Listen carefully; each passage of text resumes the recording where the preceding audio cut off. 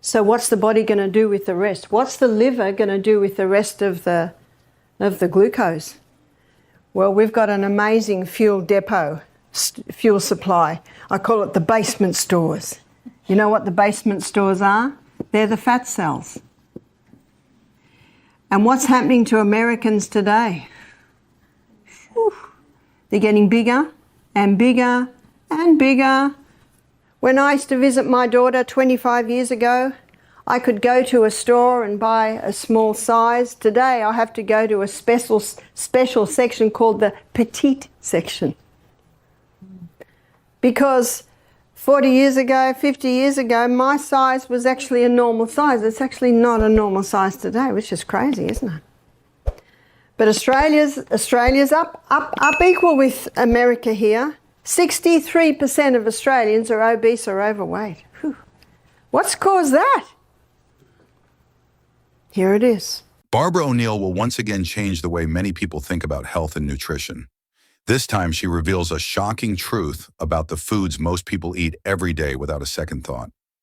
The discovery is that carbohydrates, those seemingly harmless staples like rice, bread, fast foods, pasta, potatoes, sugar, and pizza, are not as innocent as they seem.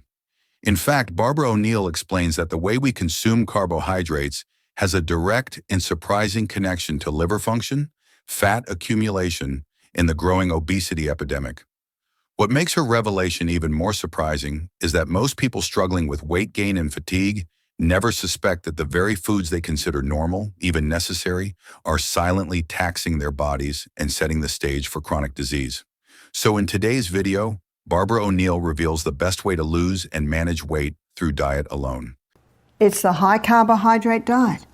So the third place that the liver will send that excess glucose is as fat. Now what I've given you here is basic science. I might have mentioned earlier that I like to use the BHSC method: Bible, history, science, and common sense.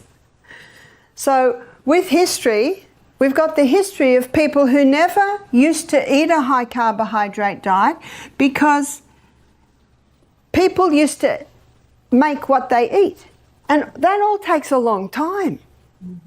So what did people eat a lot of? Well, Dr. Natasha Campbell McBride, in her book Gut and Psychology, she actually looks at the histories, and she said thick vegetable soups was probably one of the most common foods that people ate. You see, the mother would, on her fuel stove, would put it in the corner, and maybe she'd throw a bone or two in there as well, especially if they didn't have a lot of money, but the vegetables are cheap. So historically, people ate, on the whole, a lot of vegetables. And let's go back to even more primitive times when there wasn't refrigeration. If an animal was killed, they would dry a lot of it, they'd have a big feast for a couple of days, but they may not eat meat again for another month. What did they eat? A lot of vegetables, roots, things that they grew. So historically, you can see that. Now we're looking at scientifically. So when people are on this high carbohydrate diet, too much glucose is released. The body can only deal with so much, so it has to be stored in the fat cells. Now, Dr. Robert Atkins knew that science. So he looked at himself getting this, what we call spare tire. So he decided to do an experiment on himself. He decided to stop all carbohydrates. Carbohydrates are often promoted as the body's primary source of energy, but Barbara O'Neill shows us that the story is much more complicated. When someone eats a bowl of rice, a slice of bread, or a serving of pasta, the body quickly breaks them down into glucose, which enters the bloodstream. The spike in blood sugar seems harmless at first glance, but the body responds with insulin, a hormone designed to transport sugar into cells for use as energy. Here's the surprising twist. If the body doesn't immediately need this energy, the liver gets involved and begins converting the excess into fat. Day after day, meal after meal, the cycle repeats, and the hidden accumulation of fat begins. Few people realize that the liver is the key organ that decides what happens to the carbohydrates they eat.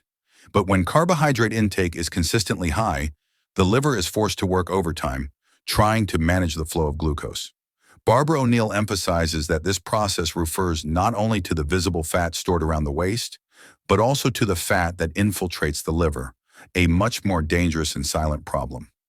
What makes this situation even more shocking is the way these foods drive obesity without people realizing what is happening. Many assume that fat intake is the main cause of obesity, but Barbara O'Neill argues that it is often carbohydrates that quietly set the stage for weight gain. When insulin rises after every carb-heavy meal, it signals the body to store fat rather than burn it. Over time, this creates a vicious cycle where the body is locked in fat storage mode. This explains why so many people feel tired, hungry, and unable to shed weight even when they cut down on fat. They are stuck in what Barbara O'Neill describes as the carbohydrate trap, where the constant consumption of starchy and sugary foods fuels cravings for more of the same, while simultaneously building fat stores around the waistline, in the liver, and even around internal organs.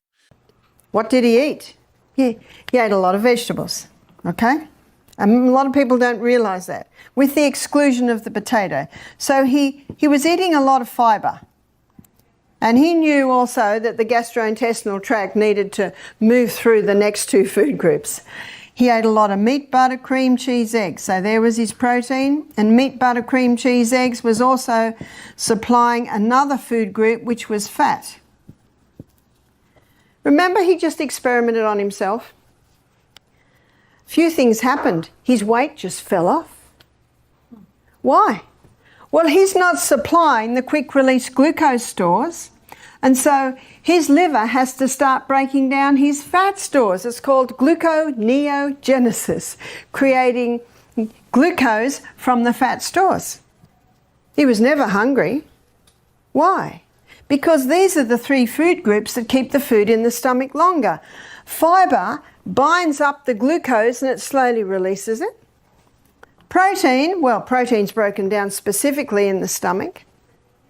And fat, it coats the food a little bit, so it takes a little bit longer to break down. That's good news because it means we don't have to be eating all day long. We can eat and forget about food for the next 5 or 6 hours.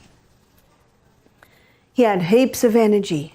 Where's he getting his energy from if he's not giving this quick-release glucose foods? Well, as I mentioned, his liver breaks down his fat stores to give him the glucose, and his liver has the ability to break down protein and fat to give glucose. He had lots of energy, weight's falling off him, and he's never hungry. Has he found the perfect diet? So what is the surprising solution? Barbara O'Neill says it lies in replacing carbohydrate-heavy foods with vegetables. Vegetables are rich in fiber, low in sugar, and packed with nutrients that the body can use without triggering the same fat-storing response. When someone eats a plate filled with leafy greens, broccoli, carrots, zucchini, or cucumbers, the liver is not overloaded. Instead, digestion slows down, blood sugar remains stable, and the person feels full without the hidden cost of fat storage. Vegetables also provide antioxidants, minerals, and vitamins that support liver function and overall health. This is why Barbara O'Neill insists that by avoiding carbohydrate-rich foods and choosing vegetables instead, people can turn their health around in ways that seem almost miraculous. If this video helped you, imagine what our next one will do. Like, subscribe, and turn on notifications to stay ahead of the curve.